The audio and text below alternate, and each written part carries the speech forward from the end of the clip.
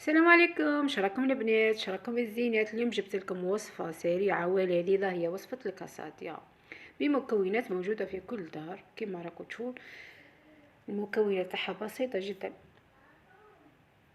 نبداو على بركة الله. نحطوا مغرف زبدة في مقلة تاعنا، ونحطوا المكونات كامل مع بعضها تتقلى وتتحمر. انا هنا درت طرف تاع زدر، ودرت بصل، طوماطيش، زيتون وملح، كزبر، توابل الشاورما وفلفل الكحل وكركم. راح نمروا هنايا الخبز تورتيلا. نديروا 2 كيلات تاع فرينه، نديروا فيهم مغرف تاع زيت، نديروا فيهم ملح، ونخلطهم بس وديك ندخلوا ديك الزيت كامل في الفرينه.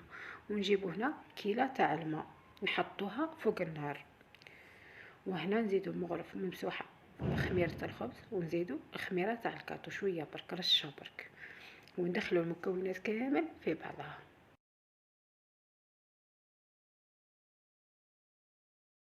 وهنايا انا زدت الخل يعتبر حافظ. هنا بعد ما غلالي الماء نبدا نخلط فيه بالمغرف تاع الحطب باش ما تتحرقيش.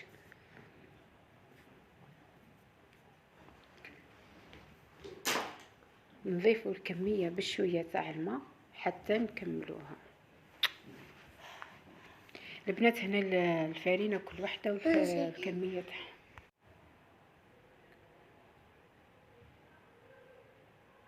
هكا نكمل حتى نكملوا الكميه.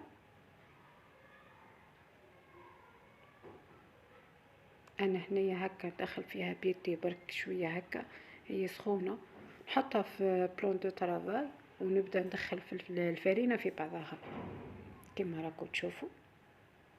وما تخافوش منها، خلاص العجينه البنات،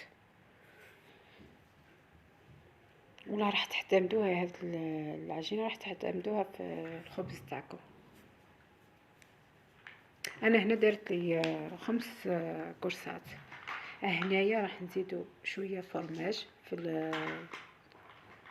هذوك المكونات والمايونيز.